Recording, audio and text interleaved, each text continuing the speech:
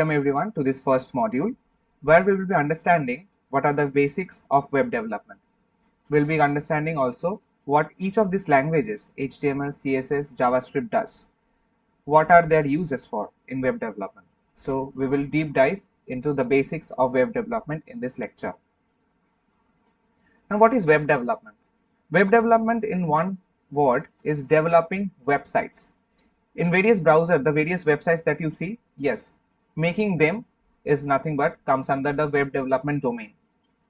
It takes various of aspects. First, we have to design how our website will look. Where will the heading go? What will be the color of the heading?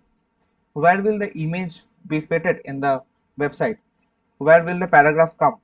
So all these things and how like animations things and all this stylish thing, how it will look like to a user when he or she enters first in our website. The first impression, that design, we do it first. Once the design is done, we move ahead and start coding our website. It is through this code our design will take the form of the website. So we will bring our design and code it, and then we will create a website having the same type of design.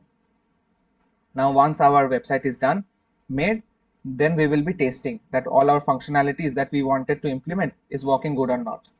Once the testing is done in our local machine, we will finally push it and deploy it.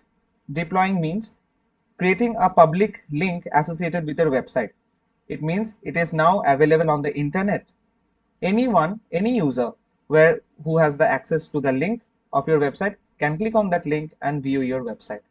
So this entire process is known as web development. They use various programming languages and frameworks to achieve the same. Programming languages such as HTML, CSS, JavaScript, frameworks of JavaScripts such as AngularJS, React.js are used to make the websites that you see. Now, web development comprises of front-end and back-end. The front-end comprises of UI UX. What is UI? UI stands for user interface. User interface is nothing but how beautiful your websites looks like, where the logo will go, how will the navbar look, how is like the entire website flowing one after the other when the content is getting consumed by the user. So this is nothing but user interface, how the user is interacting with the website, what the user sees through his eyes. That is what nothing but user interface. User experience, on the other hand, is nothing but how many users are there with their websites, how the users are liking the website, like how much time they're spending, how much interacting they are with the website. That is also important. A user should have a good experience when he or she visits your websites, right? So that's what comes under the front-end development. And backend is nothing but the server-side rendering, the programming, the logic that goes on when we are dealing with data, when we are storing the data in a particular dedicated location known as database. A website deals with multiple amount of data, and that needs to be stored at a particular location, and that has to be known as a database. So we integrate database with our website. So all these things goes on in backend. So the goal of web development is to create websites that has to be visually appealing. It should be very good impression. It should leave a very good impression on the user. It should be very user friendly. Like the user should be not confused how to use the website. It should be very plain and simple. And it should be accessible on different devices. Accessible means like when it is a larger screen, the website is also looking good. When it is a smaller screen like a phone, then the website is also looking good. Nothing is overflowing. The image has also reduced. The size of the image has also reduced when the size of the screen reduced. When all the things, all the various components of the website should adjust themselves properly in that particular smaller screen. Now quickly, a distinguishing factor between front end and back end. So in front end, we make nothing but what the user sees when the user opens the website on the browser. Through the eyes, what is seen, that is what is made using front end. We can make the front end using HTML, CSS and JavaScript, and also using various frameworks such as React.js, AngularJS and Vue.js. We can make dynamic websites, like we can move from one page to another page, clicking on some things, on buttons, we can move from one page to another page. And responsive interfaces, responsiveness means that the website is looking good on bigger screen such as a laptop and also on a smaller screen such as a phone. And backend, nothing but is the server side logic, how the server is running, how the API calls are made. API calls are nothing but requests coming from the front end to do something with the data, to store some data, to update some data, to create some new data, to get some data from the backend. But from where will it do all this requests? So for doing all these things, there should be a proper storage location. There should be a proper location where the data is organizedly kept. That is nothing but database. We connect the database with our project through backend. So in backend, we are connecting our database, and database is nothing but a big storage location where we can very organized manner we can store the data, and then we can process some functionalities on it, like creating, updating data, deleting data, and reading the data from the database. So both of these make up the entire websites. For backend, we use Node.js, Python, Django, Express.js. There are various frameworks we are using to make the backend. We will be learning Node.js in this module. Now, what are the interaction? How the interaction goes on for front end and backend? From front end, the user sits in front of the laptop. The user sends a request, like for example, there is a movie website and the user wants to see all the movies which are having the genre as thriller.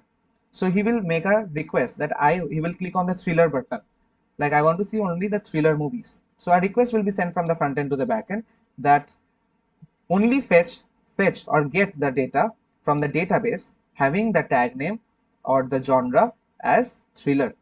So backend will then process the API request received from the front end, and it will send the necessary details as a response, and the response will be forwarded to the front end, and the front end displays the updated content to the user. Now coming to the details of HTML.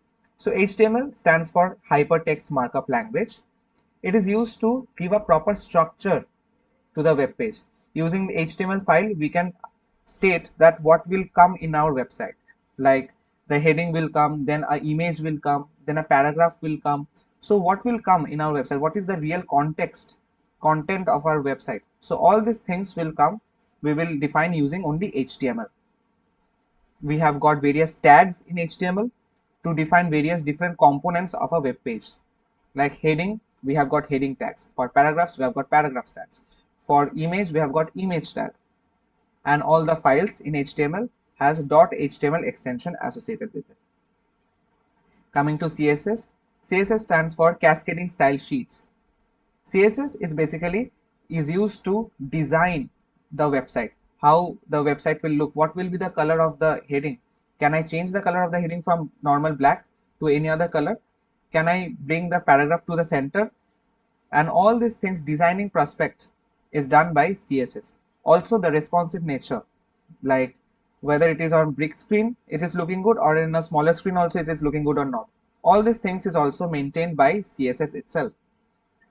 CSS acts on the HTML document, and then we can manipulate on the HTML tags, and we can apply the CSS styles on them, and we can position them, we can change the color, we can do many designing aspects on them.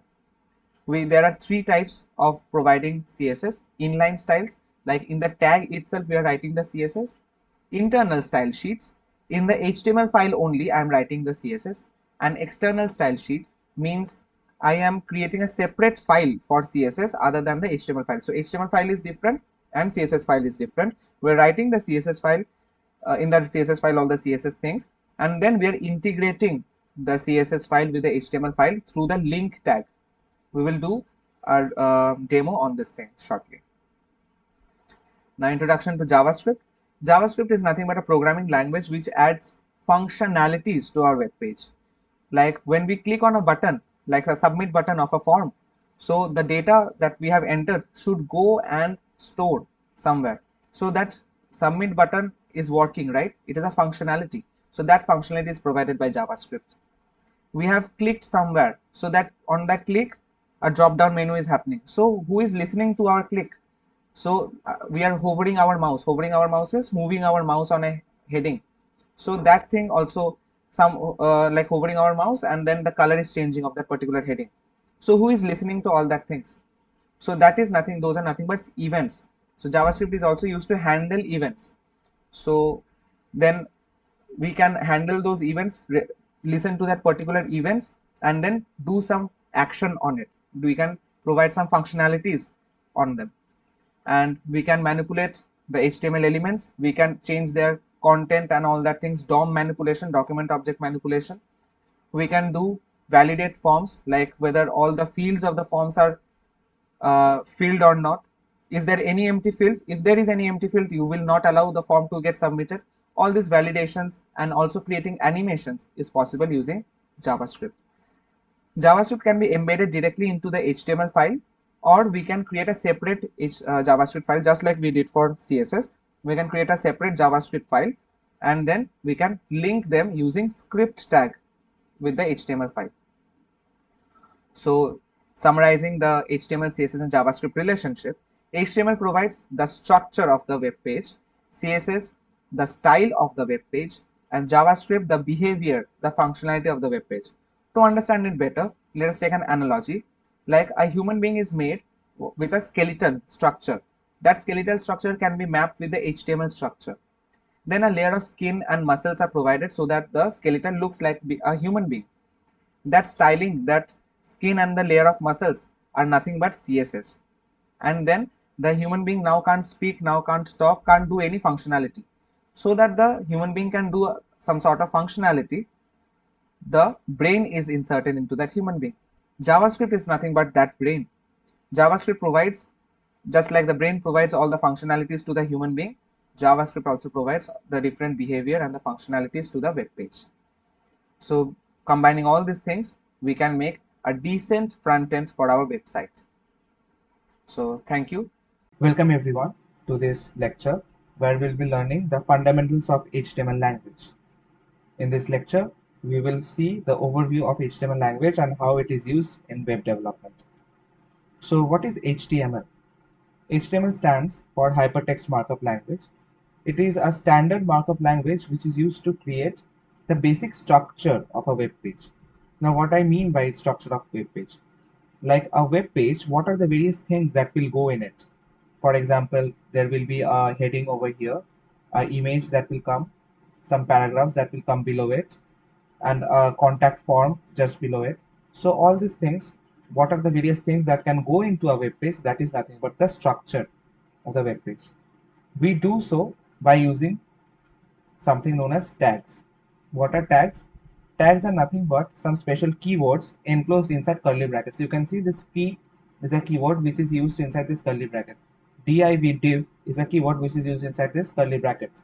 So these are nothing but tags, and these tags have some special powers which can define a particular component, a particular structure of the entire web page. Now, HTML tags are the building block of the web page.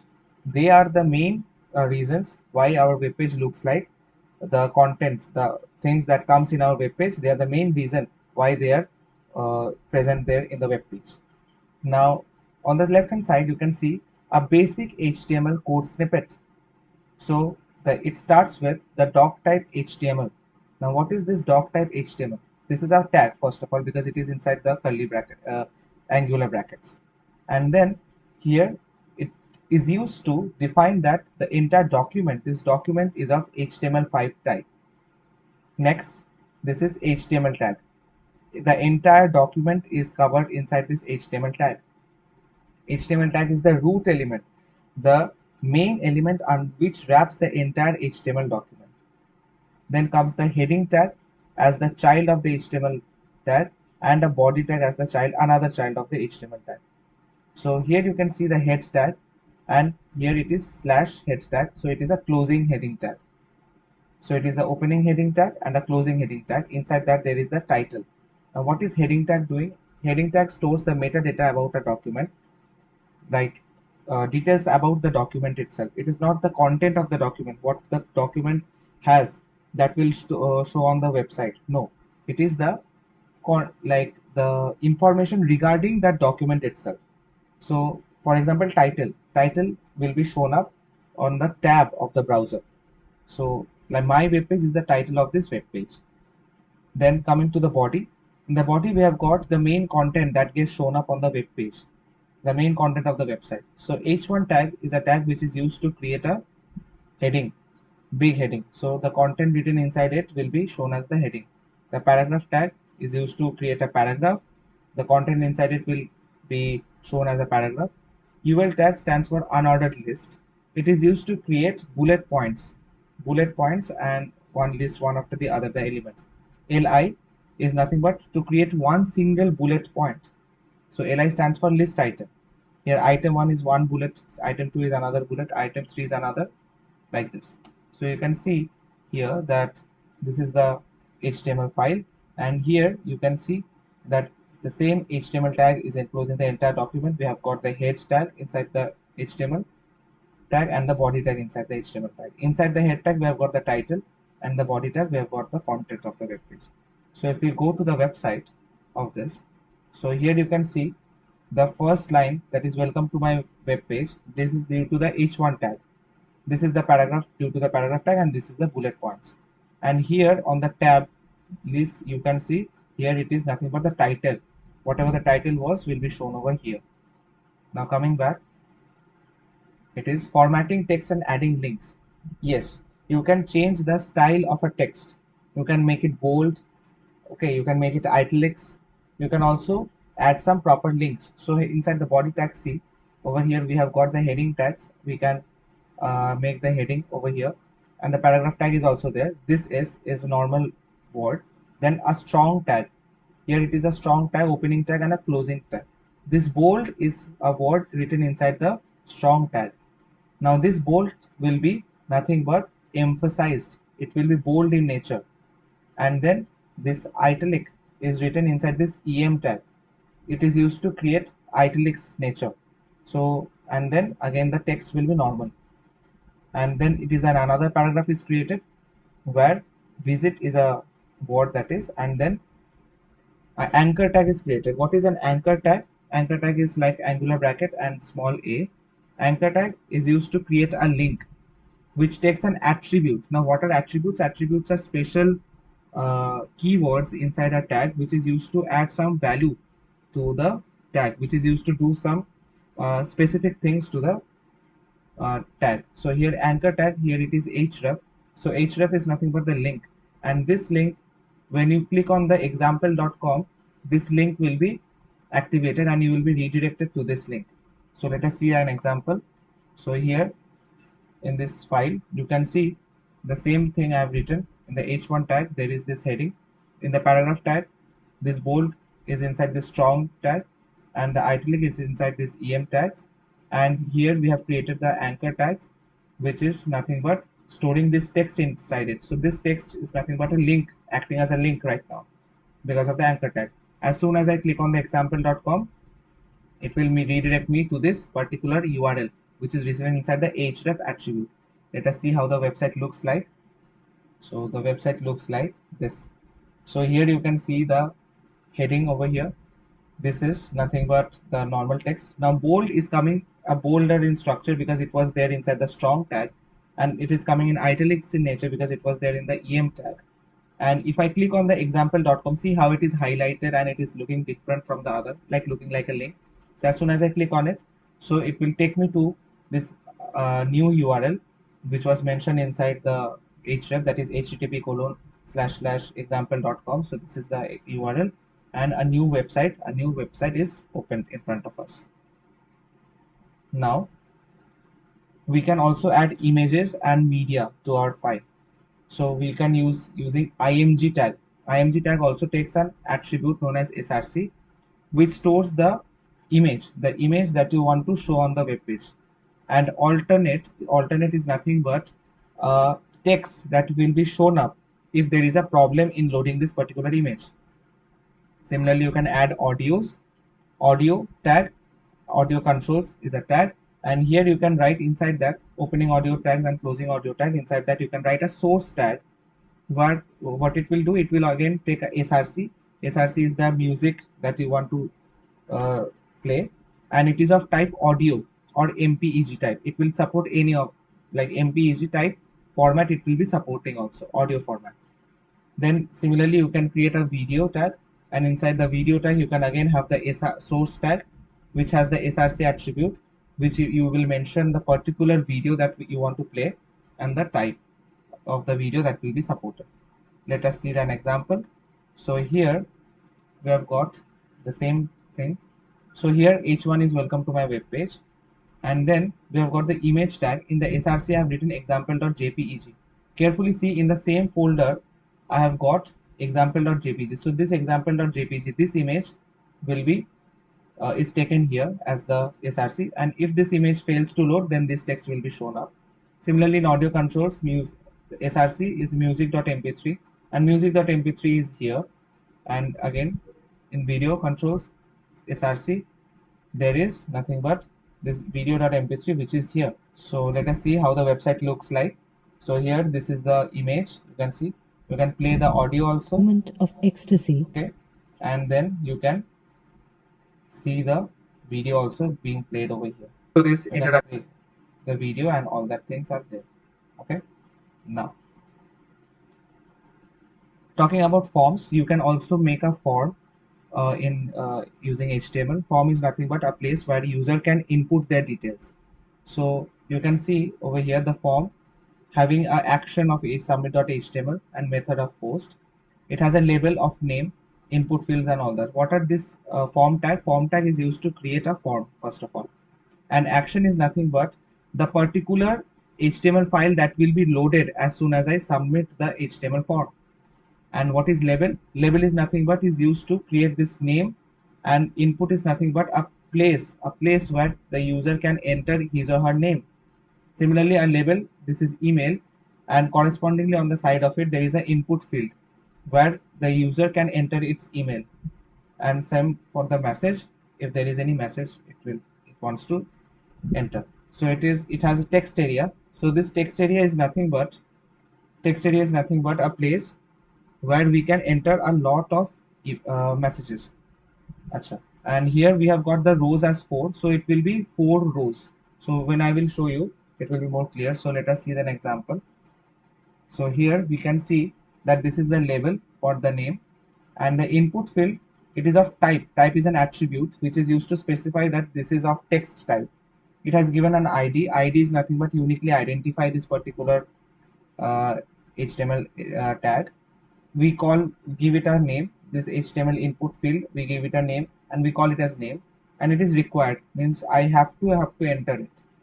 And then the label for email is there, and this label again, it is of type email, ID email, and name we are giving it as email. Same for message. So all these things. And here in action we have written submit.html file. Carefully see over here, we have got submit.html file. So this submit.html file will be loaded as soon as I click on the submit button. So this input field having a type of submit and value of submit. So value means the button will be shown submit button. So as soon as I click on it, the submit.html file will be opened up. What is the submit.file? It is nothing but form submitted successfully is mentioned here. So let us go to the website. So you can see this is the contact form. So here I can go and type some things, and yeah, I will just randomly type some details, and here also I can paste a lot of messages, and as soon as I click on submit, see the submit form, the submit.html page log got loaded. So this is all about adding forms. So this covers the basics of HTML. So thank you for joining. So welcome everyone to this introductory lecture of CSS. By the end of this module, you will understand the overview of the CSS language. CSS stands for Cascading Style Sheet. It is used to basically style our website. The various HTML elements that we have, we can apply styles on them. So how we will apply the styles? We first select each and every HTML elements. There are various ways we can select them, and then we can give some properties, and on that properties we can provide some values to it. There are few ways to give CSS styling. There are 3 mainly ways: inline, internal, and external CSS. Inline CSS is when we apply the styles in the HTML tag itself. internal CSS when we write the CSS inside the HTML file using the style tag, and external CSS is when we write a separate style.css file and there we write the CSS code and then link it with our HTML file. So let us then see an example. So here we have got a HTML file. So I want this h1 tag to be of style. So I'm making a inline CSS to be of style a color of, let's suppose, red. So this will make the color of this as red. I can also make an internal CSS by over here typing the style tag, and here I can select the particular tag, for example the paragraph tag over here. So I can select the paragraph tag and I can give it a color of blue. So this is how I can apply internal and inline CSS. To make a external CSS, so I can create a style.css file over here and I can select the particular, let's suppose this LIs, all the LIs I will select LI tag, and then it is LI, so I will apply, let's suppose, the color of aqua, and then my job is to attach this external CSS with this using link tag. So link, and href will be a attribute which will take the style.css, and relative is used to mention that it is a style sheet. So by going live we can check that how the website is looking. So here it is. So the red color is coming here, the blue color is due to this, and these are the aqua colors. Now we can also give classes and IDs to HTML tags. Classes are used to identify some tags and IDs are used to uniquely identify tags. Two tags should not be given the same ID, but two tags can have the same class. So we can select them and then we can apply some CSS styling on it. We can also provide various other properties other than color, just like font size, padding, margin. We can also use pseudo classes like hover, active, visited, which associates with each and every we can say tags. So let us say an example. So here what I will do is I will create a class over here. I will give this, first I will remove all this thing. So I will create a class, I will name it as ABCD, and then I will select this particular h1 from the external CSS file. So see, external CSS file, I will select this class. To select a class you use dot and then paste the class name, and here I want to change its color to red. So let us go back to the website and see it is of red color. So similarly we can provide ID to this paragraph tag. Paragraph tag I can give a ID of AB, and I will remove this thing, and in the external CSS file I can select a ID. To select the ID we write hashtag AB, and I want to give it a color of blue. So let us go back to the website. Yes, it is still the blue color. So this is how we can apply. Now I want that when I hover on this paragraph tag, its color should change from blue to red. So here you can see we have selected the AB ID having the pseudo class of hover. Pseudo classes are those classes which can't be seen, and these classes we can use, but we don't pass the class name as such. These classes are associated with each and every tag. So to select that we use colon, and hover is a particular class which gets activated when we move our mouse on that particular tag. So when I move my mouse on that particular tag, the CSS that is written inside it will get activated. So when I don't move my mouse over it, it is blue color, and when I move my mouse over it, it is of green color. So let us check. So as soon as I move my mouse over it, see the color changed. So this is what pseudo classes are. Now so we can see there are various other attributes, which is background color, font family. So background color and font family, let us quickly check. So I will select the body tag, and the entire body I want to change the background color to be some other color. Let's suppose I want it to be of brown color, so I can give the brown color. And here also we can write the font family, the entire font family. Font family is nothing but the type of font it will be shown on the website. So you can check, see the font family is also changed, the type of text is looking different, and the background color is also changed. Now coming to the CSS box model, for each and every element we have got these layers. The first is the content layer, the second layer is the padding. So if there is a div tag and inside that div it is hello world is written, so it will be only this much, hello world will take this much, and the div tag will be only this much only, this blue box. If I add padding, then the div box will move a bit larger, will grow a bit larger in size, and there will be a space between the content and the div tag.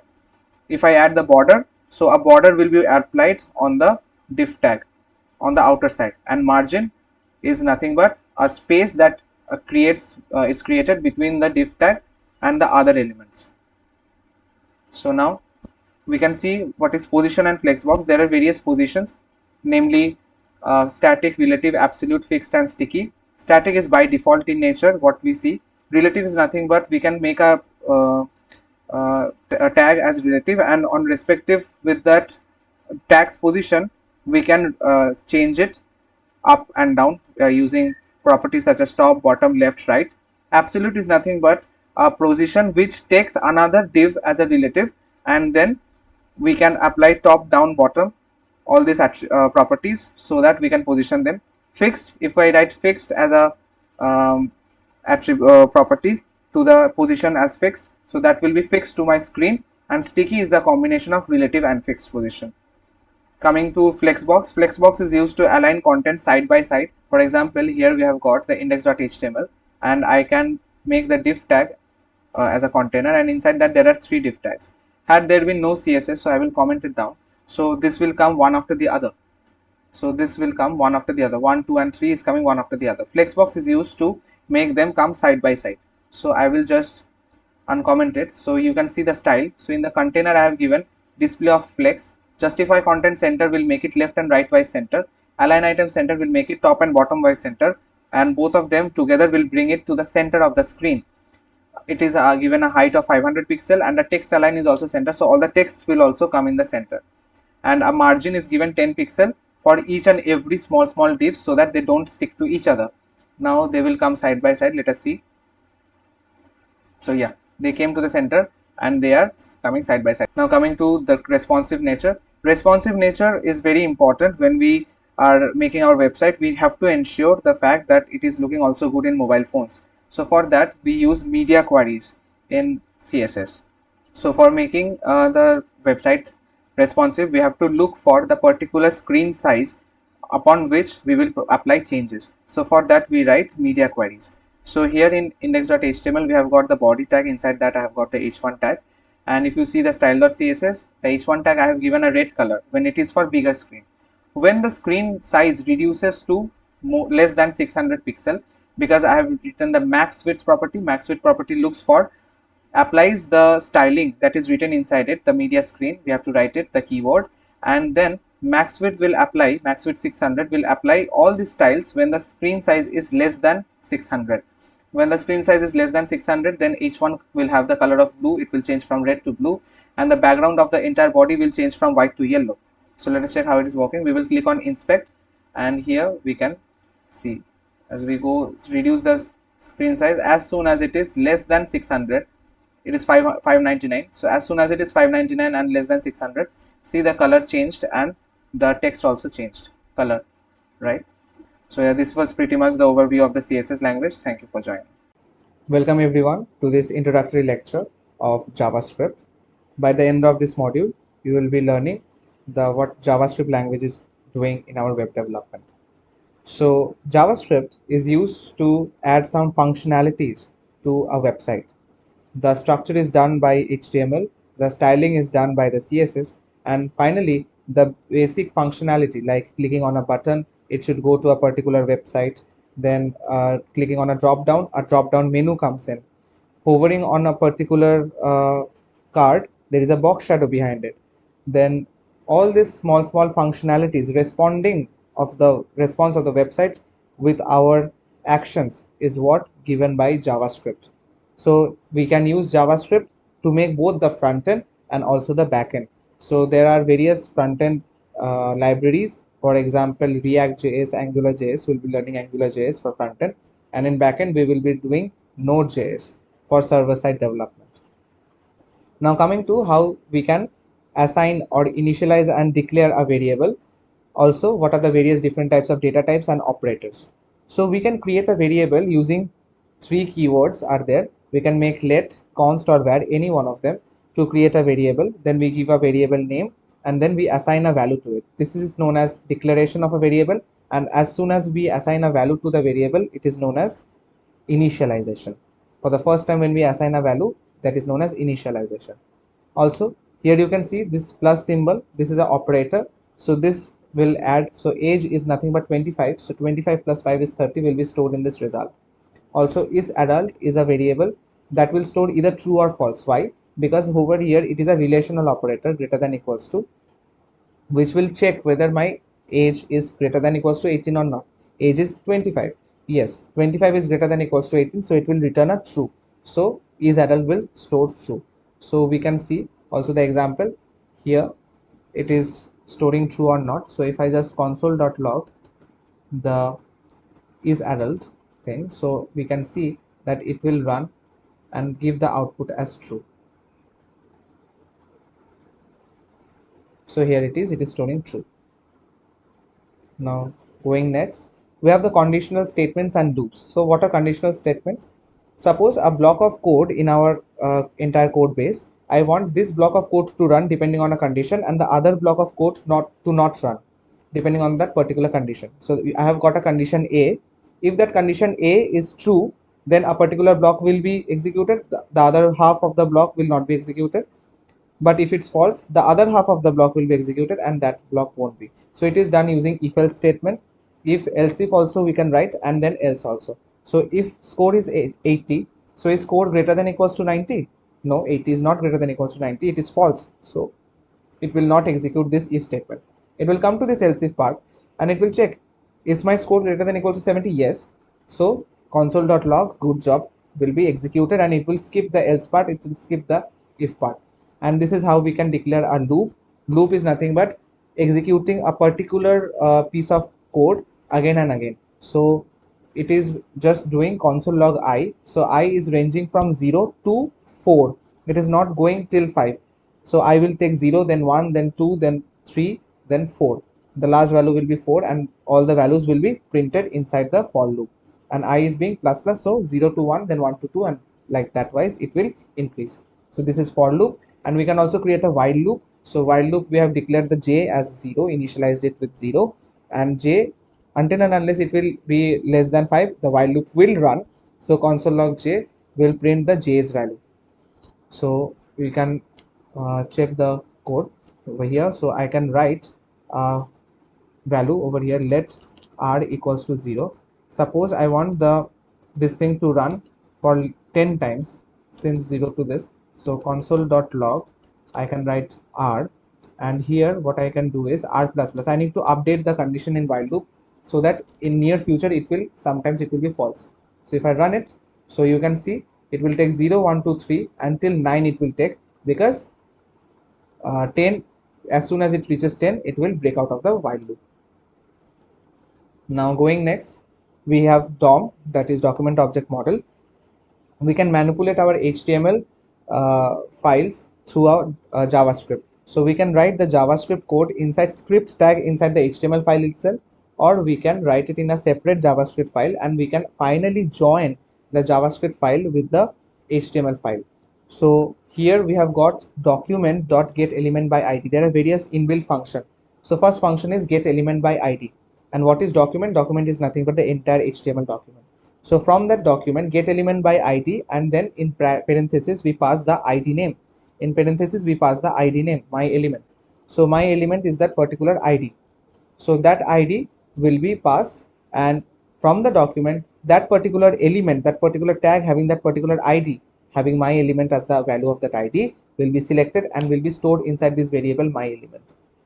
Similarly, now I can write my element, which is this variable dot text content. So whatever the text was inside this my element, I can change it to new text, and in the website it will now come as new text. So we can see all these examples in the VS Code. So here in this example index.html file, you can see that this is the HTML file. Over here in the body tag we can see the h1 tag is there, which is having the hello and the id as my element.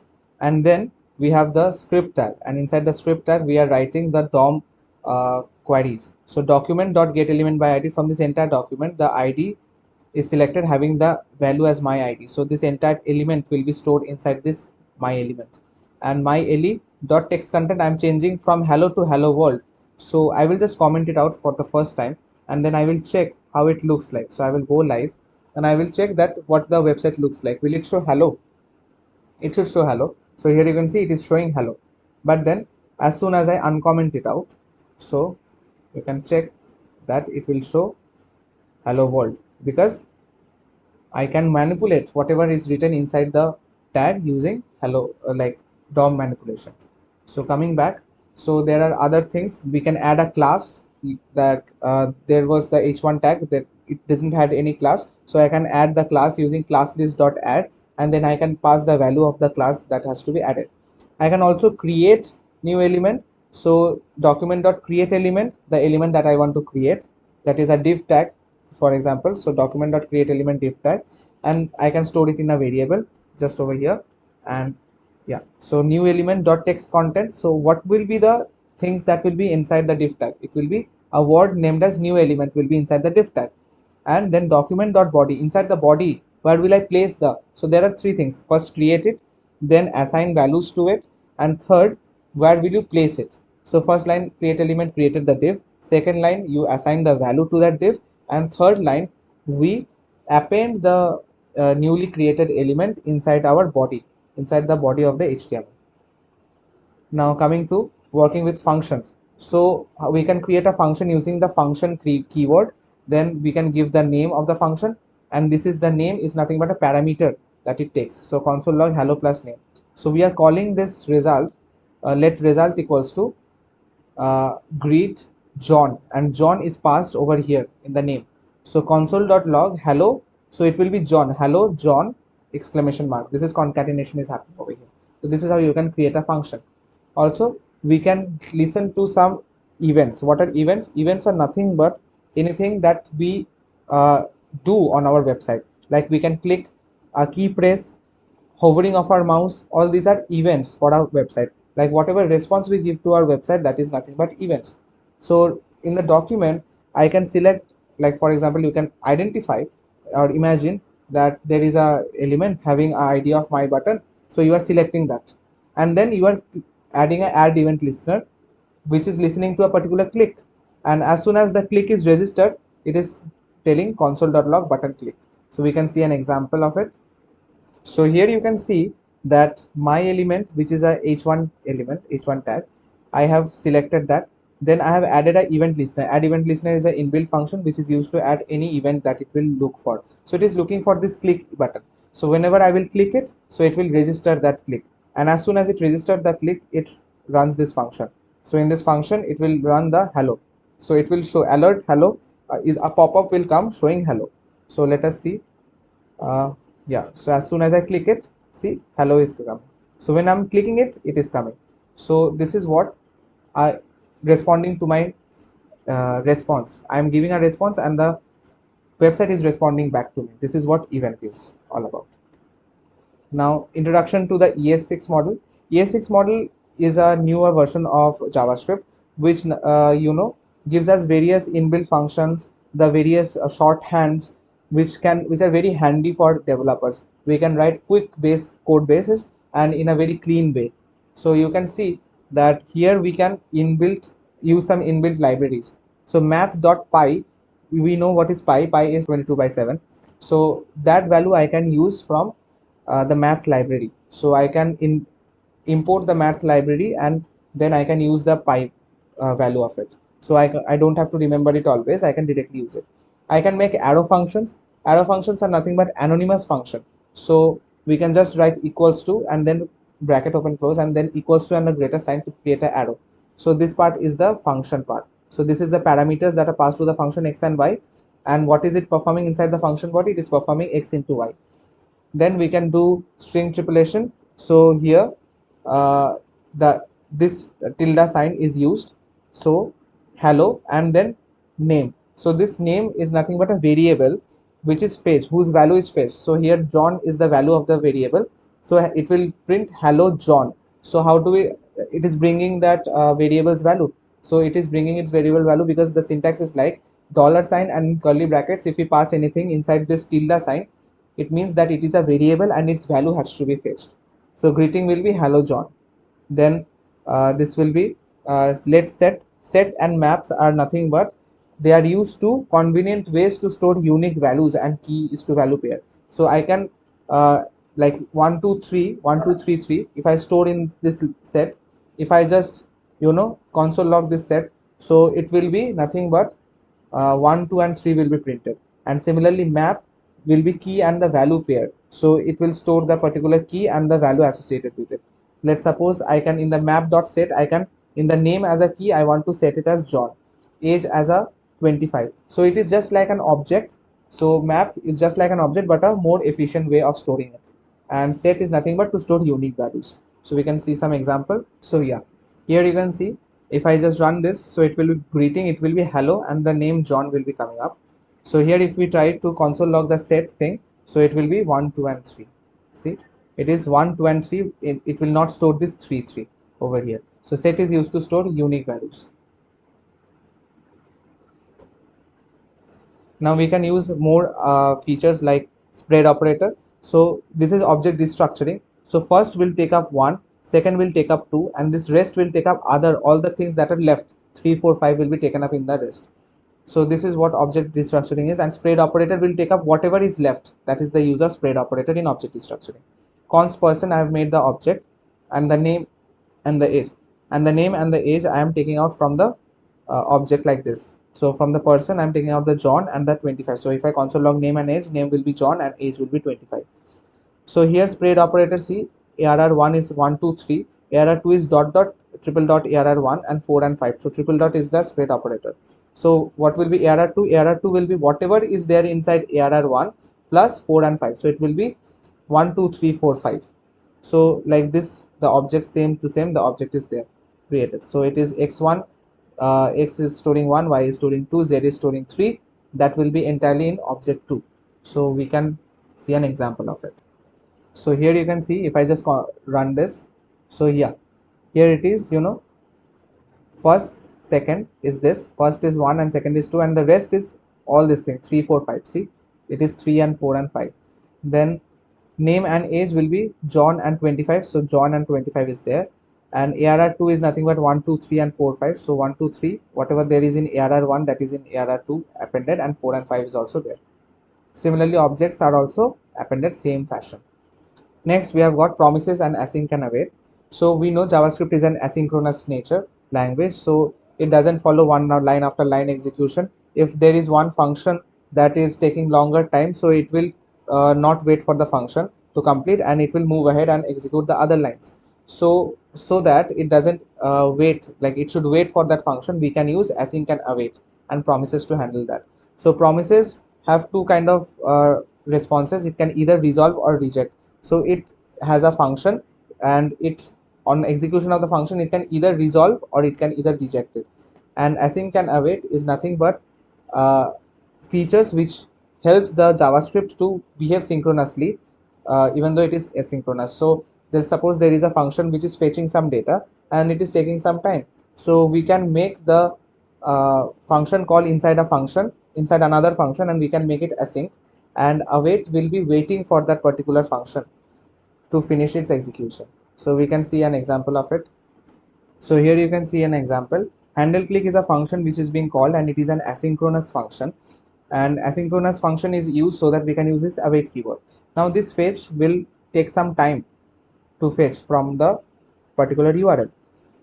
So I want the console log hi to be only printed only and only when the fetch thing is done. So I will wait I have to wait for the fetch thing to complete. So that it waits for the fetch thing to complete, I have to use the await keyword, and I have to make this function as asynchronous. Had I not used await keyword over here and the asynchronous word over here, so console log hi would have been printed before this fetch would have occurred. So all these features we can use using ES6 module. So yeah, thank you for joining. So welcome everyone to this introductory lecture of MERN stack.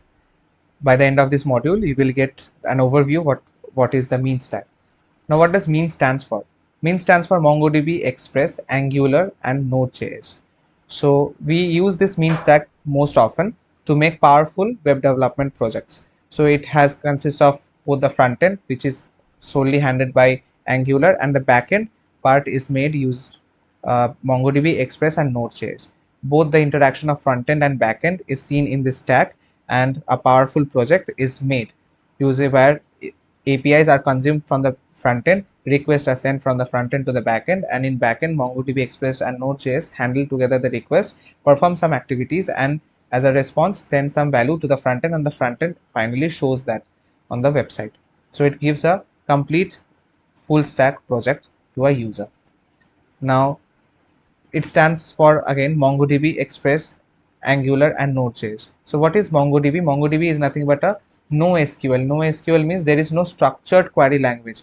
What I mean by structured query language means there is no particular structure or schema based on this particular database. We can store the data in a object key and value pair. So there is no particular structure that this has to be there. Like for example, I can store first name, middle name, and last name for a person, and also I can store first name and last name for another person who doesn't has the middle name. So there is no compulsion for me to follow a structure, right? Now Express.js is nothing but a framework which is used to handle routing in backend. Routing means which API endpoint when requested what functions should be happening. Angular is a powerful front-end framework which is used for making the complex front-end part, designing, styling, and also basic functionalities of the website. The front-end basically is done only by AngularJS. Node.js is a Chrome V8 engine that allows server-side JavaScript execution. So in server-side, this JavaScript code should run, and the server should be starting and running always and listening for requests from the front end. So that is the work of Node.js. Now coming to MongoDB in detail, so we can write the data in JSON format. JSON format is nothing but objects or inside object, nested objects. So as I told, so we can store key and value pairs. So first name colon the first name ABCD, let's suppose, middle name colon the middle name of that, the value of that keys, last name colon let's suppose EFGH. So that values I can store it, and I can also not like I have the freedom of not storing a structured language. I can have various different types of language structure. So there is no proper structure followed over here. So we can store the first name, middle name, last name of a person, and for the other person I can store first name and the last name, and I can completely skip the middle name, right? And yeah, if we can store a large amount of data, we can perform queries. So there are particular queries I can write to fetch the data from the database, to create the data, also to update any existing data inside it, and to delete also any particular data, or empty the entire database. So all these functionalities I can perform using MongoDB. Now coming to the next one, that is Express.js. Express.js is nothing but a third-party application which is used to handle routing, like a particular API endpoint. For example, HTTP colon localhost slash 4000 slash get movies. Get movies is a particular API endpoint created by Express.js. So when a request comes from the front end to get movies, so the Express.js looks that is a request coming from the front end. Is it a get request? Yes, it is a get request. Okay, so when the request is heated, so it runs a function. It runs a controller function. So a function automatically executes, and it does some particular operation in the backend and then sends a response. So this routing, which particular API endpoint is when requested, what has to be done, that is the work of Express.js. We can also set middlewares. What are middlewares? Middlewares are nothing but special functions that comes in between the API call request and the function, final function that is to be executed. We will cover it in detail. Also some RESTful APIs such as get, post, put, patch, or delete, that are nothing but read, create, update, and delete. So all these things we can handle, all these various types of requests we can handle using Express.js. Now coming to AngularJS, it is a framework of JavaScript. It is used to make the front end of the website. We can use various features that Angular provides, such as data binding, dependency injection, and also we can make templates which will help us to make complex designs. Also, it is component based. It follows component based. It means you have made for particular component, divide the particular front end, entire front end, the entire website into various components, and we make each and every component separately. For example, navbar is a component, so we will write the code of navbar only once, and in each and every page we will inject the navbar. We won't write the logic of writing navbar again and again. So I will make that component once and I will just use it again and again. So that is what component based uh, coding is, and it saves us a lot of time and efficient code. Now Node.js, we know that it is a JavaScript library which is used to handle the server side rendering of JavaScript. So from the backend, its entire backend is running on this Node.js language. So from the front end, if any request is coming, so at the backend there should be a server running to listen to that particular request and then processing further. So that is nothing but offered by Node.js. So Node.js, we can input, like take various node package manager, like which is a library manager. We can bring various libraries from the internet and use them as and when required, like body parser, express.js. We can bring all these libraries in the Node.js and then we can use them as and when required. So Node.js gives us all these features. So yeah, this was pretty much the overview of MEAN stack. Thank you for joining. So welcome everyone to this Node.js project setup tutorial. By the end of this module, you will know what are the various basic steps that has to be taken so that you can start running your Node.js program. So for the first thing first, you have to install Node.js. So for downloading Node.js, you can come to this website nodejs.org/en/download, or you can simply type in Google Chrome that Node.js download, and here you will get for Windows, Mac OS, and the source code also you can get to download that same thing. So we will select Windows installer and immediately it will be saved.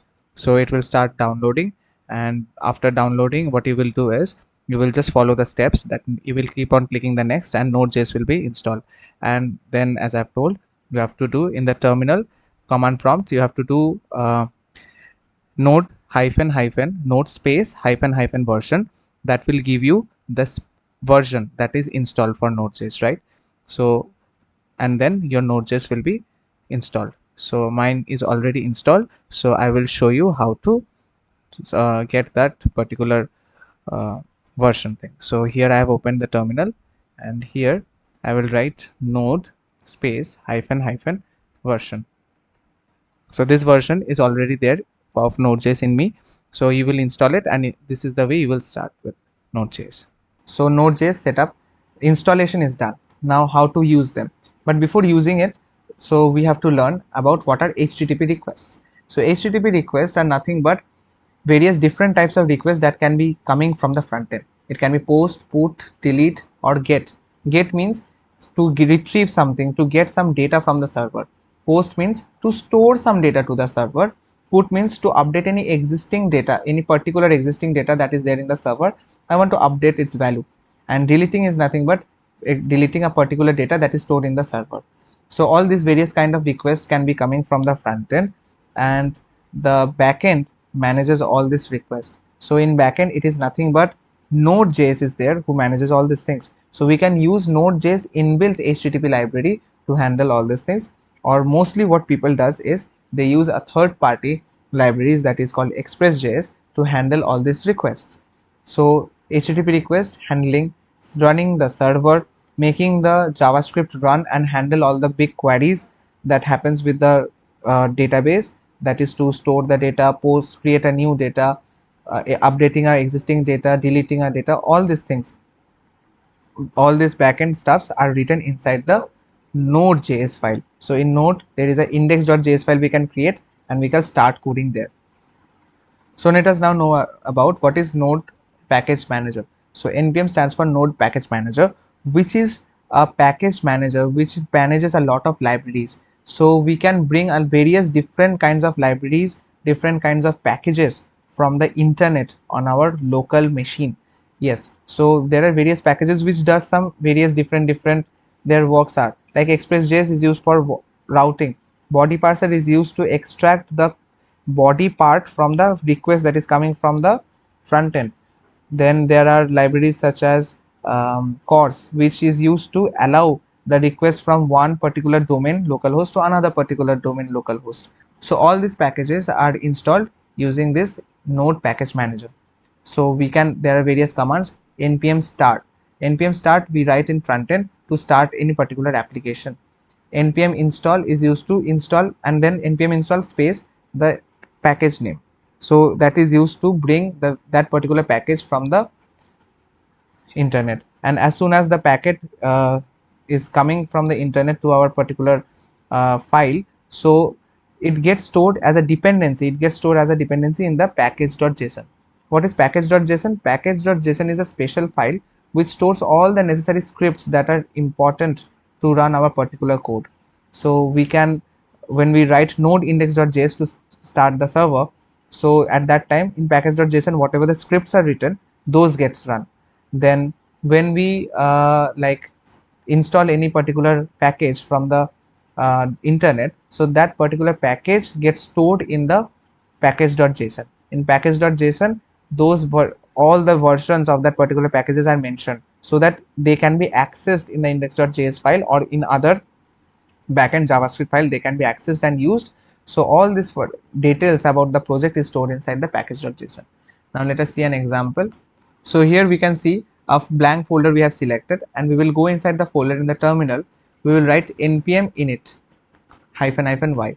So what it will create? It will create a basic structure. It will create a basic structure for your node.js files to run. It will create a package.json file which will denote the fact that we are about to use a node server over here. So we can have a quick check at the package.json. So it is name of this folder, that it is in npm init. In it, npm is initialized, node package manager initialized.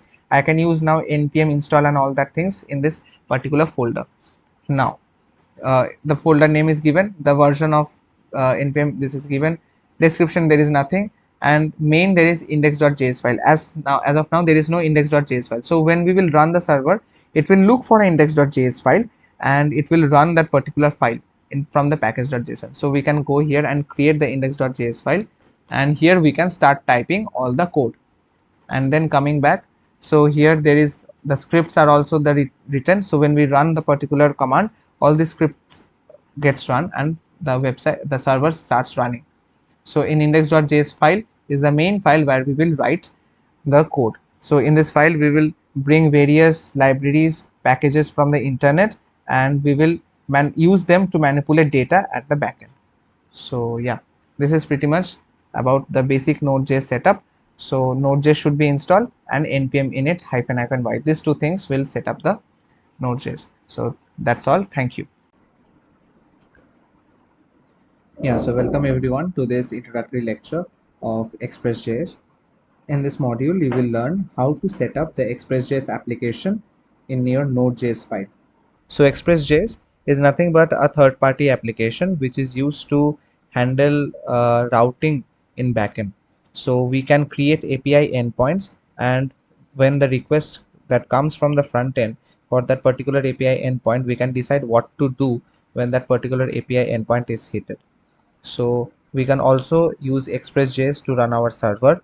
So in Express.js we can run the server, run the APIs, various API calls. We can handle get, post, put or patch or delete requests. They are mainly fetching the data. Posting means storing the data. Put and patch means updating any existing data, and deleting is deleting any data. So all these API, different kinds of requests to this API endpoints, we can handle using Express.js.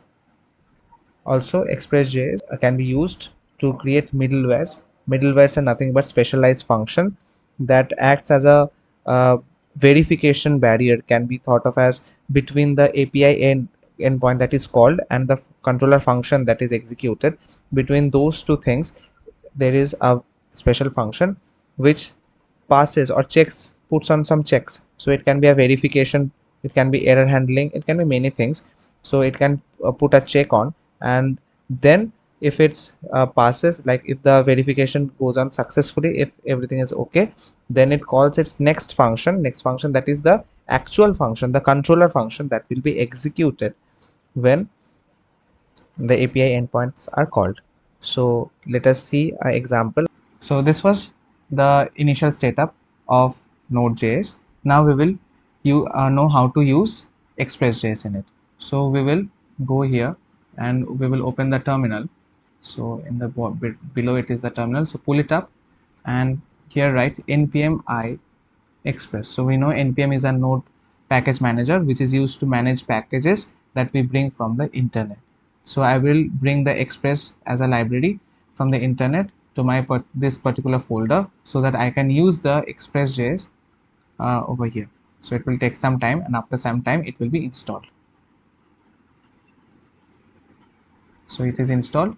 So you can see in the package.json inside the dependencies express is installed. Now we can use it. To use it, first we have to bring it to our file. To bring it, we will write const.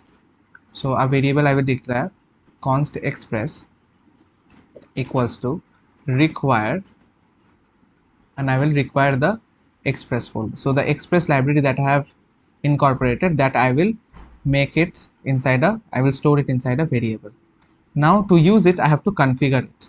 So const app, I will write express function. I will call this express function. This will store whatever the express capabilities that I have, whatever the express routing features that I can use. So I will use it with my app feature now. So I have configured express. This is the configuration of express by calling the express function.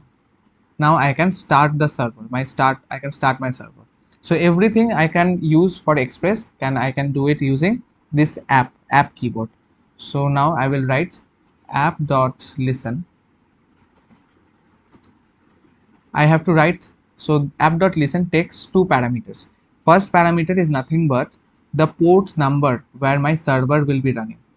So each and every server runs at a unique port number. So for my laptop it is localhost. So localhost, there is a port number associated with each and every server. So I will mention suppose 3001. So 3001 is nothing but the port where my server will be running. So the URL will be of the backend. So backend URL will be like this, http://. So okay, this is for commenting. So the URL is http://localhost 3000. This is my backend base URL. This is known as base URL. Base URL means what? This is the URL where my backend home routes are there. Now apart from this, I will make some other API routes, but this is the base home route, right? Now this was the first parameter taken by app.listen. Listen is the inbuilt function which takes first parameter as a port number. Second parameter, it takes a function. So a function, we can write arrow function. We have learned in ES6 model, this is how we can write arrow function. Inside the arrow function, I can write as a confirmation that server is running at port 3001.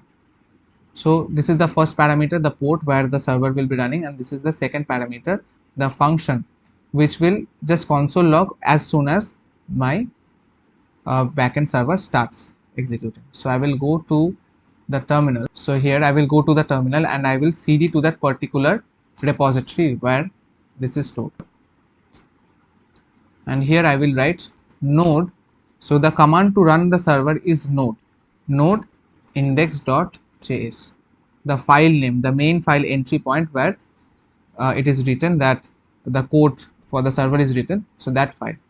So I will run it. So immediately server is running at port 3001. Okay. Now express.js, one job is done, that is to create the server. Server is running. Now using express.js, I can specify some specific routing such as some specific API endpoint. So I can write this is my base URL. So whatever the post is, so this. Now this is the base URL. So if I add slash, so this is also nothing but the base URL. So at this particular URL, suppose the base URL, I want to as a response I want to send, or I want to just, when this request is coming from some place, so it is usually from the front end. Now we will test our request from tools such as Thunder Client or Postman. So this is the base route, and we will do what? We will make some request to this route and we will check that is there any response generated or not. So that API endpoint creation, the response generation is also done using express.js. So express.js, to make the API endpoint call, so this is a API endpoint, the URL. So to call this, I will write some express.js code. So I will write it below it. So here I will write app dot get. So get method is nothing but we can get, like, we are requesting for some data, we are requesting for some response from the backend. Now get again is an inbuilt function which takes two parameters. First, the specific API endpoint. So along with the base URL, along with that, what is the another API endpoint? That is what the base URL is. So here it is slash. So it is the home route. I can write over here ABCD. So this is the that particular route. So slash ABCD. So I won't write the base URL. Instead, I will write the specific API URL along with the, like, this is already like it is already understood that base URL will anyways be there, and it is always the specified API endpoint. So this is the endpoint that I am requesting to along with the base URL. So I will write the specific endpoint over here. Okay, so I can just as of now just write the base URL. So it is like just a normal slash the home, the base URL I'm requesting to, and I'm expecting some value from it, response from it. That's why it is get. So get always takes two parameters. First, the API endpoint. Second is nothing but a function. Now we can create a arrow function like this.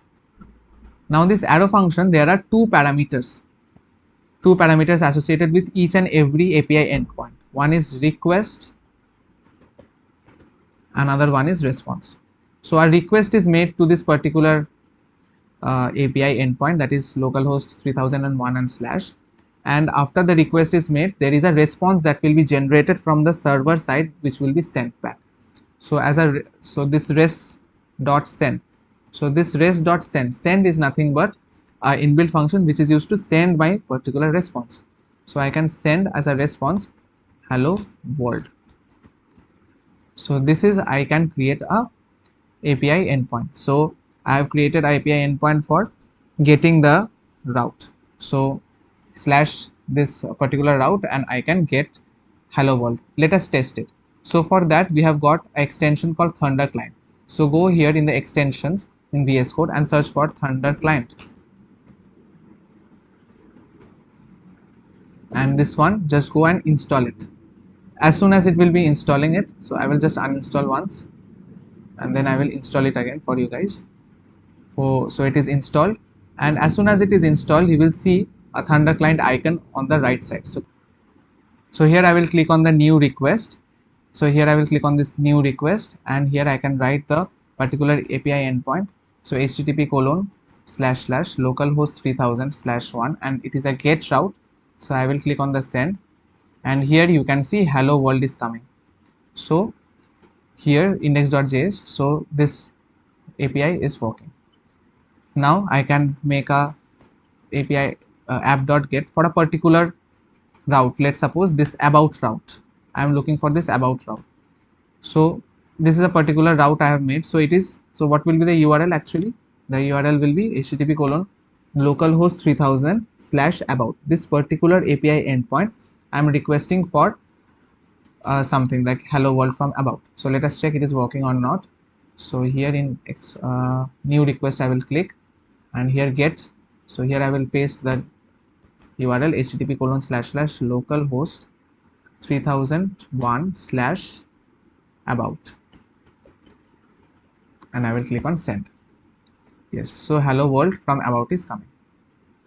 Okay, so this is how you can create the various API endpoints. We can also create app.post, app.delete, and app.put and patch. So for that, let us connect MongoDB using Mongoose with our Node.js server. Welcome everyone to this introductory lecture of MongoDB. By the end of this module, you will understand how we use MongoDB database and how to install it. So let us move towards its installation process. To install MongoDB, search MongoDB install, and this is the first link provided by the official website of MongoDB. So click on install MongoDB, and here you will come to their official page, installation page. Now you will see here that MongoDB installation tutorials for Windows, Mac OS, Linux, Docker, all the setups are there. For Windows I will show. So for Windows it is Community Edition or the Enterprise Edition. We will select the Community Edition. then select the community edition. It will take you to this page.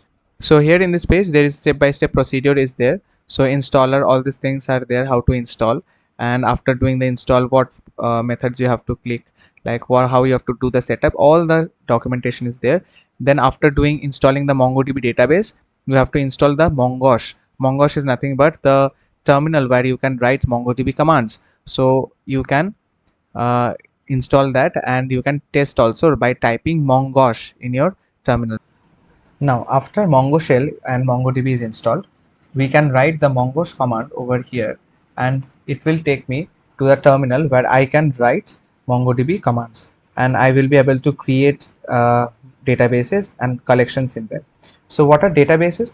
Databases are organized location where I can store data, and collections are various different subtopics or sub domains of the entire database. For example, we can have a database of schools.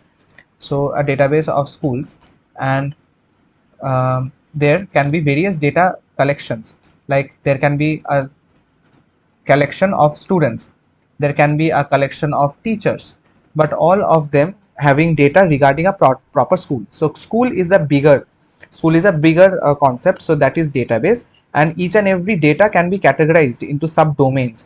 Those subdomains are nothing but collections. So a school is a database having collections as teachers and students. So how to create a database? So to create a database, we use the command use and then the database name. So I will write school. So school is the name of the database. So I have created a database named as school. So here you can see it is switched to school. So the terminal here, it is changed to school. So now I am like inside the school database. Now to create a collection, I have to create a collection, a subdomain, that it will store this type of details. So the first subdomain is I can store that it will be a databases of, suppose, teachers. So to create a database, the command is db.create collection, C capital, collection, and the name of the collection, the name I can give teacher. Okay, so here the name is given teacher, and OK1 means one collection is created. So if I want to see that it is created or not, so I will check how many collections are there in this particular database named as school.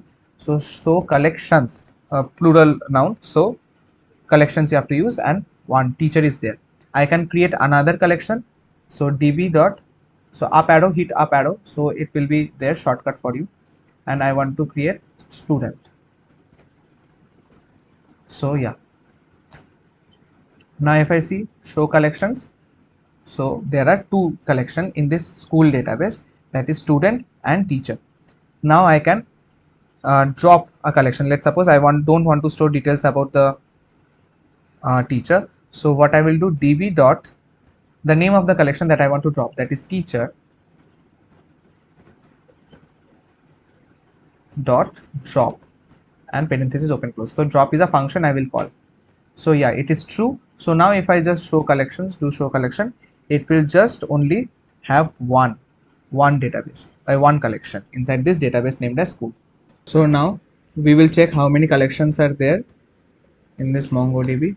So there is database, in this school database we have got only one collection, the student collection, and in the student collection as of now there is nothing data. So we will try to insert our data into this database, school, inside the collection student. So insert, how we can insert it? So we can write db dot the collection in which I want to insert data. So I will write the collection name student, then then I will write dot insert one, O is capital, inbuilt function which is used to insert our data into the database. Now we all know MongoDB stores data in the form of JSON or objects basically. So in objects, what do we get? We get key and value pair, key, then the colon, and then the value associated with it, then comma, the next key, and colon, the next value of that value, comma, the next key, and the value associated with that particular key.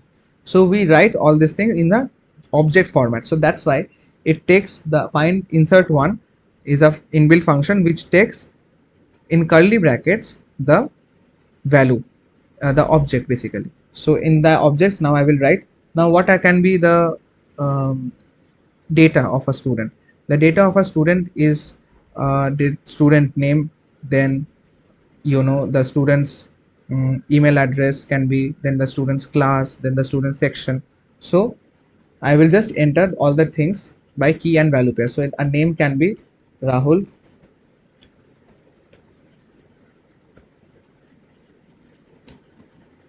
then after name I can write the class, studies in class 10.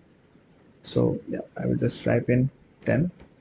Then let's suppose his section is section A, and then I will close the curly brackets and I will close the parenthesis. So the curly brackets inside that, it is nothing but an object, and we know that MongoDB database stores an object in it. So I will click on this. Acknowledge true means yes, it is inserted, and the ID is generated to each and every data. So this is one data, this all everything, this is one data, one row, one collection data, one data inside the collection. So all this entire data has got an ID associated with it. So how will I get the data? So if I want to see all these things, how it is stored inside the database, how can I get the data? So to get the data, I can write db dot the collection name. So here it is student dot find one, or just find. So I will just find everything, find whatever is there inside this database. So yeah, here it is. So it is storing this ID. This ID and this ID are exactly the same. So this ID is associated with all this data. See, name, class, section, and all that. So we can also insert not only one element, but we can also insert a number of elements in it. So for inserting one element, we use which function? We use insert one function. To insert a lot of data all together, so we will use insert many. So db dot the student collection name dot insert many. Now parenthesis open. Now here inside an array, I will pass an array of objects. So first array object will be nothing but first, let's suppose the first student. So I will just paste, yeah, so this will be the first student and this will be the second student. So I will just change the name.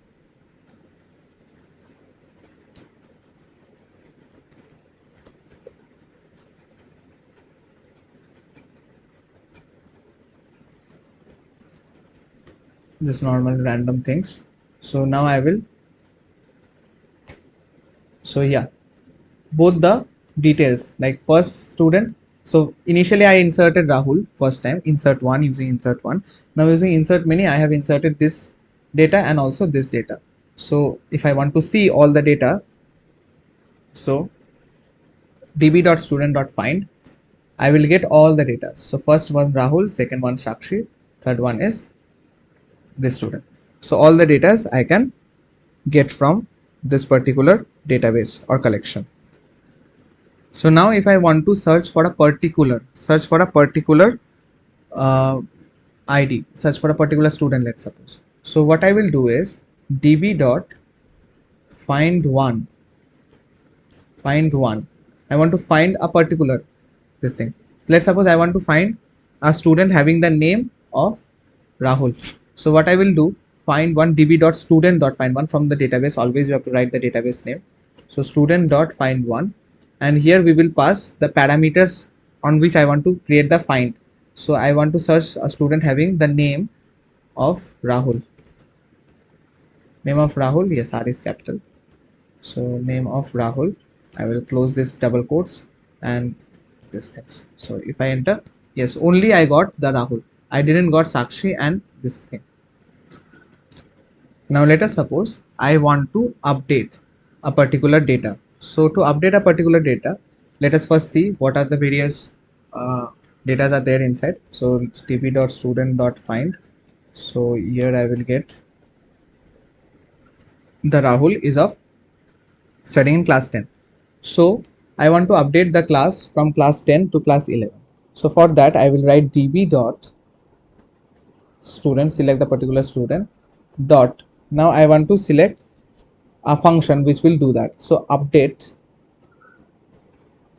1. Update 1 is a function which takes two parameters, and update 1 does what? It finds that particular data from the database and then updates with the new data that we will provide. So it will take two parameters. First parameter is which data will it search for, which data I have to update. So search for that particular field that I want to update, so look for that. Second point is, after you look for that, make the changes. Make the changes with what? With whatever the data I will provide. So it will take first parameter as the value which will be used to search that particular item in the database, and the second parameter, the second value, will be nothing but the value that I want to update the field with. So it will take first parameter as, let's suppose I want to change Rahul's class I want to change from 10 to 11. So I will search for Rahul. I will search that particular data where name is Rahul, and what I want to do is I want to set that particular a particular class. So I want to set the class of Rahul. So you have to use the keyword set with dollar sign. So inside curly brackets, inside dollar sign set. So that is used to update a particular field. So I want to set it to class 11, and I will close this curly brackets, I will close this curly bracket, and I will close the parenthesis. Acknowledge true. So now what if I just do db dot find, so you can see the class is updated. Now if we want to delete a particular data, so for that let us again search how what are the datas are there. db.student.find.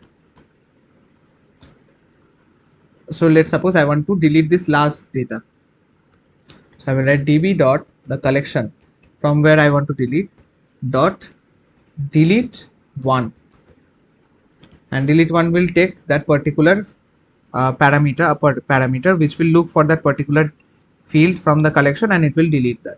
So delete 1, and where the name is hsd, this and this, and yeah, now let us again check. Yes, it is deleted. So welcome everyone to this lecture of Mongoose and MongoDB Atlas. By the end of this module, you will understand what is Mongoose and MongoDB Atlas and how to integrate MongoDB with Node.js, both the MongoDB in our local machine and also the MongoDB in Atlas, that is a cloud version of MongoDB. So now to install Mongoose, we will write npm I mongoose. This is a Mongoose library we will install. So after some time, it will install the Mongoose library from the internet. So you need to have your internet connection, and this will bring the Mongoose library in your particular folder. So this Node.js tutorial, this folder, the Mongoose library will be there.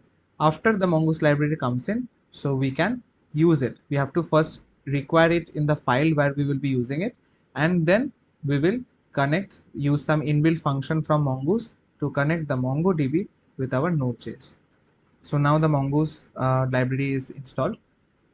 So here what I will write, I will use it now in my index.js. So it is just installed from the package manager in my this folder.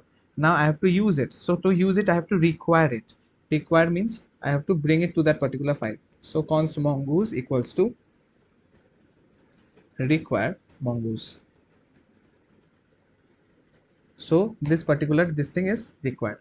Now I will connect. So to connect, we write mongoose dot connect, and then connect thing takes few parameters. First parameter is nothing but the URL of the database. Now is there any URL for a database? Yes, MongoDB has got a URL associated with each and every databases. So just now we created the school database. So the school database, where it is created? It is created inside the MongoDB of my laptop, my local machine. It is created. So there is a URL associated with each and every database. For local, there is a particular URL. For cloud based, that MongoDB is cloud based, is known as MongoDB Atlas. So we can use Atlas. When we will be using Atlas, that time we will use the MongoDB Atlas URL. Now since it is created locally in my machine, so I will use the local URL, which is nothing but MongoDB / localhost, and all the this everyone's port is always 270 17. Everyone's port is 27017. So this is the MongoDB's localhost port slash the database name, that is school. And it will also take some other parameters. So these are all called middlewares. So this middleware, that is URL, use URL parser true, and use unified topology. These are URLs so that we can parse means traverse through the database, the school database, and fetch out some details from there. We can traverse through them and perform some actions on them. So these middlewares are used. This middlewares helps. These are nothing but functions which are used to, syntactical functions which are used to connect my MongoDB with the Node.js, and so that we can perform some specific tasks, some querying the specific details that I want to query to get some particular action to be done. So to do that, we add this middlewares, right? So dot then I can write. So dot then is a inbuilt function which takes a function in it as a parameter. So I can write an arrow function, as you all know, have learned about it in ES6. So we can write console.log connection successful. So this, when it is connecting, so mongoose.connect will connect my database and use this middleware so that we can, after connection, we can perform some actions on it. And after once all this thing is done, so after that this will fire up. Then fire up will perform this arrow function, and inside the arrow function we have got this console.log. So now talking about MongoDB Atlas. MongoDB Atlas is a cloud version of MongoDB. So till now we were working on localhost. We were storing our data and fetching the data from there inside localhost MongoDB. Now we will be using MongoDB Atlas. So here we will be uploading our details in a cloud version which is provided by MongoDB to us. Why we are doing this? So this is because during deploying we will require a cloud platform where we can fetch the data, where we can store the data from the internet itself. If it's there in my local machine, so the after deploying, the website will be publicly accessible and it will be there on the internet. So any user on the internet, if it tries to receive any data, so they don't have access to my local machine, so that will create a problem. So there is a cloud should be there, a cloud service should be there which should take all the requests from the users, and the cloud should be over the internet, so that the from the internet itself, if the request comes, so the request, on the request, the response should be provided to the user. So to create a MongoDB Atlas account, so we have to sign in. So after doing all the setup, so we will just sign up with a new account. So just sign up with this. So here we are. So we have logged in. So now this will take us to our home page.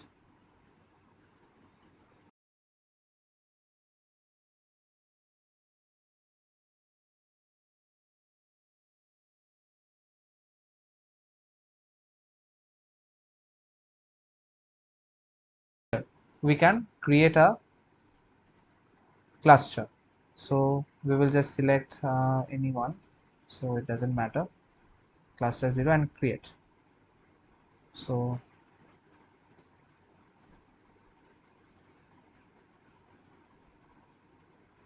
the password I will keep it as ABCD. So the password is very important. Create the user, and the IP address just add 0.0.0.0 and add this particular IP address. So this is nothing but the IP address which will be accepted everywhere. So yeah, go to database. So we are deploying, so it will take some time to create. So it is created. So cluster contains a collections, like a collection of collections basically. So collections are nothing but all the uh, like subdomains which are storing the various data about a particular database. So a cluster is nothing but just like a database itself which is created in the Atlas. So now let us see how we can connect MongoDB with our application. So first thing, we will install Mongoose, and so for Mongoose we will write npm I mongoose. You can see it is already there. So I won't do it again. And also one more thing that you can see here, that is NodeMon. What is NodeMon? NodeMon is a package which is used to rerun our application again and again. So we were writing node index.js, so it was not detecting any change. So it if there is any change in the file, we had to again manually go there and rewrite node index.js, right? So we won't be doing that. So what we will be doing instead, we will install nodemon and we will configure nodemon so that if there is any change in my file, so nodemon tracks it automatically and reruns our server. So for that you have to do npm I nodemon and -g. So it is globally installed. Now it will be there inside your dependency. Now once it is there inside your dependency, what you have to do is you have to go here in the dev section here, and here you write nodemon index.js, nodemon index.js. Now your command will be npm run dev to start the server, npm run dev to start the file. So it will start your index.js file. So now let us populate our index.js file. We have got express install, mongoose install and nodemon install. Nodemon is set it up. So now we will just require the express, require express, then see automatically nodemon in the down, it is automatically running. So we will, for distraction purpose, we will reduce now. So const app, I will configure the express, and also I will require the mongoose. So mongoose equals to require mongoose, and then I will first run the server. So app.listen, app.listen. So here I will listen for a particular port, let's say it is 3001, and what I will do, I will run an arrow function. So yeah, server is running on this particular port. Now what we will do, we will connect. So let us see whether it is connected or not. So you can see server is running on this particular port, right? Now I will connect my MongoDB. So mongoose dot connect, I will connect with my Atlas. So this thing here, so it will take a function. So here I will write my Atlas URL. The URL I copied just now. So that URL I will paste it. And here in the password, I will paste the password that I entered there, that was ABCD. So now I have just pasted the connect thing. Now I will just listen that it is connected or not. So dot, then it will take a function in itself. So here console.log quotes connected. So it is connected or not? Yeah, it is connected. So it is connected to my database. Welcome everyone. In this lecture, we will be learning how to create mongoose model and how to perform CRUD operations with Express.js. By the end of this module, you will be able to perform CRUD operations in MongoDB through Node.js. So now, before handling the CRUD operation with our database, so what we have to do is we have to make model of our database. So we have to provide a schema for this Atlas so that we can work on that model, and we can call the model, and the model will be connected to the database, and we can use the model in order to do the CRUD operation: create, read, update and delete. So let us create a folder, name it as models, and in the models folder I will just name it, let's suppose I can name it as student.js, and here I will create a model. So what is a model? A model is a structure of the database that we are creating so that we can communicate with it through our Node.js file. So I will require the mongoose here also. To create a model, we will use mongoose. Now here const student schema equals to mongoose.schema. So mongoose.schema is an inbuilt function which is used to generate a schema for our database. Now what is schema? Schema is nothing but a structure. What it is, it's like basically what are the various fields it will take, that's all. So here what I will write is, first is a student can have a name, it can be of type string and required true. Then it can have a roll number, it is of type number and it is also required. So I can't pass I can't make a student which doesn't has a name and a roll number. Those are very important. Also branch, it is of string and required also. Then year, which year of admission maybe. Yeah. So these are the various fields for this particular student. One student will have all these fields: roll number, branch, name and year. Now after I make the schema, so I will just immediately export it, module.exports. So I will create a model out of this schema. So mongoose.model I will make from this student. I will name the model as student. So S I will make it as capital. So student I am making it, and or I can just write it like, yeah. So student model I have made from this student schema and from the mongoose.model method, and immediately I am exporting it. So what I will do here in index.js, I will require it. So const student from the model student section, from the model student.js page I am requiring this particular model that I have created, this schema. Now what I will do, so here I will write from the student dot from the student model, find everything whatever is there, find, and whatever I will get from this thing, from this method student dot find, I can get a large number of students, so that will be stored in this students variable in this parameter. So I just can res.json, I just can convert it into JSON format, and I can send it. I can send it as a JSON format. I converted it, all the data that I got from the database, and I can send it.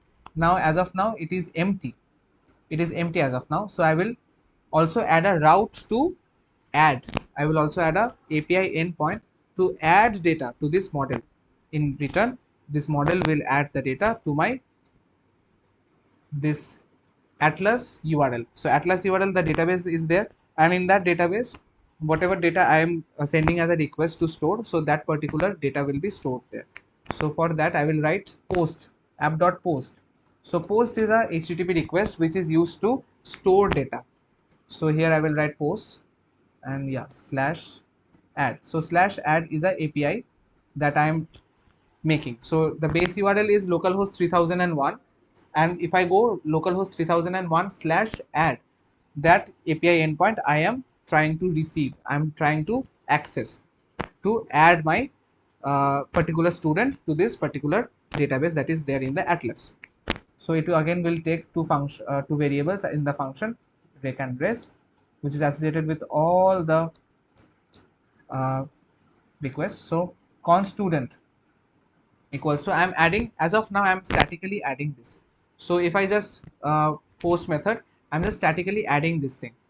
It every time it will be Abhishek, roll number 1, CSE department, and here it is year and all that things I am passing. So this is a object I have created. So object of which type? Of the student type. So of the student model type I have created this object. So const student equals to new student type. So student type is the nothing but the model. Of that model type I have created this object, and then I'm saving it. So student.save, I'm saving it to the database, and then as a response I'm sending that it is inserted. So let us check, let us make a request. So Thunder client, I will go there, and I will go localhost 3000, and I will go to slash add, right? So this was the URL, and I will change this type as post, and I will click on send. So it is telling inserted. Let us check is it inserted or not. So let us go back to our atlas. We will click on browse collections. So it will take you to the location. So you can see the students is there, and student, yes, Abhishek is added. So you have added a student to the database. Now we will learn how to delete this or even update. So let us understand. So coming to index.js, so I can write app dot put slash update. So update route I am looking for now. So in the update route, what I will do, so from the student, update one is the command. Now student is again nothing but the student should be capital S, because this has to be this model, always this model name. So student dot update one is a mongoose command which is used to update. Now update one, it is looking for this name where the Abhishek name is this, and it is updating it with Abhishek Garg. It is updating it with Abhishek Garg. It is adding the surname, and then it is as a response it is sending that it is updated. So I will close this parenthesis, and yeah, everything is fine. So it is also connected. Now let us test this. So before testing I will just show you. So it is Abhishek as of now. So I will go to Thunder client, this request I will change to update, and I will change it to put. So put request, we all know that it is used for updating. So I will click on send. So updated is coming. So let us check over here. I will just refresh it. So I will just refresh the website itself and let us check. It's loading again. So yeah, Abhishek Garg, it is updated. So you have done create, we have created Abhishek Garg, we can get Abhishek Garg. So to how to get the name. So now get we will do. So put done. So get request, just let us see. So here I will make a get request to the home route. So because there it was home route is there, only slash is there, so it is home route basically. And what is the home route? Home route is nothing but localhost 3001, the port where my server is running. And I will make it as get request and I will click on send and see Abhishek Garg is coming. So all this fetching and all that things are happening from where? All this fetching and all that is happening from my Atlas, from my Atlas database. From there it is fetching the data, from there it is storing the data, from there it is updating the data, right? Again, now how to delete? So app dot delete. So I will write delete route. So I will making http colon localhost 3001 slash delete this API endpoint, it will work. And there delete one. So here delete one is nothing but a mongoose function which is used to delete this particular. So it is looking for where the name is Abhishek Garg and it will go and simply delete that particular student. So let us see, as of now is it is there. So yeah, so it is there. I will just reload it again, the website, and you can see that it is there, the student is there. But as soon as I will hit on, as soon as I will hit on the, yes, as soon as I will hit on the request over here, Thunder client, I will go and I will change the request to delete, and I will change this also to delete. So delete is a HTTP request type which is used to delete a particular data. So yeah, it is telling deleted. So let us go back here and I will refresh this website once again and let us see. It will not be there. Loading documents, and yeah, there was Abhishek Garg over here, so it is not now here. So we know now how to make some API endpoints, and then after making the API endpoints, what function to what function should be executed. So this is the API endpoint, and then this particular function is executed as soon as this API endpoint is hit. Now this is again the another API endpoint, and this function is executed as soon as it is hit. Now this is another API endpoint, and this function is hit as soon as it is requested from there. And put, patch, post, request, these are the various requests which is handling create CRUD operation. We have created the data. Read also, this is for reading, this is for creating, and this is for updating the data, and this is for deleting the data. So we have seen the CRUD operation also, and we have seen few functions. So student.find is one function to read the data. Student.save, so first we create the student of new student type. So this student is nothing but the model. So new student type, I have made the name, I have given the roll number, I have branch and the year, and then I have saved it to my database in the Atlas. And then as a response, after doing this, as a response, I am sending that inserted. That's why in Thunder client it is showing inserted. Again in app.put, we have seen this update as a, so it will be localhost colon 3001 slash update. That particular route I am, when I am requesting, automatically this function is executed. This function is known as a controller function. So this function that is automatically executed, these functions are known as controller function. So it is update one is another mongoose command which is looking for a student name with Abhishek Garg, and the next paragraph, next parameter, it is taking the name, the new name, changing the name to be Abhishek Garg. So from Abhishek it got to Abhishek Garg. And as a response, I am sending the res.send updated. So that's why in the Thunder client we saw the thing that is updated, and then we saw again in the Atlas database that it is updated from Abhishek to Abhishek Garg. And then app.delete, we have the delete route specified, and there again this controller function automatically run and what is happening, student dot delete. So everything which we are doing, so student dot find, student dot save, so it is because of this model that we have made. So this model is very important. We have to make a model, and then only we can communicate with the database, right? So then delete one, and then the name that I want to delete, that particular data document that I want to delete, and then I will just click on like this. As a response, I will send that deleted, and I can go back to the atlas and I can check that is it really deleted. Yes, it is deleted. So yeah. So next we will learn how to get some data from the request. So this over here, I am passing the data during post request. I am passing the data here itself. So this is a static data. Every time I try to access this ad, so every time it is like creating the only one data only. Abhishek is only created. So we don't want that. So new user, new student should be created, and depending on what data is coming with the request, that particular student should be created. So we will look at that.